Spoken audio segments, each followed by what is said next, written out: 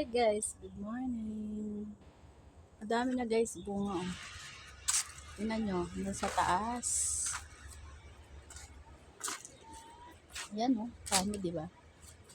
Kaso dahil naulanan na siya guys, di na siya ganun kasarap, parang matabang na siya. Yan, daming bunga niya. Kahit saan, napasangan niya, punong-puno siya ng bunga guys. Dami ng bunga, super. Tapos nagkakalaglagan na yung iba.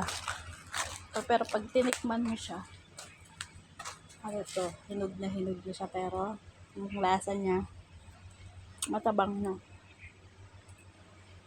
Kasi, naulan naman.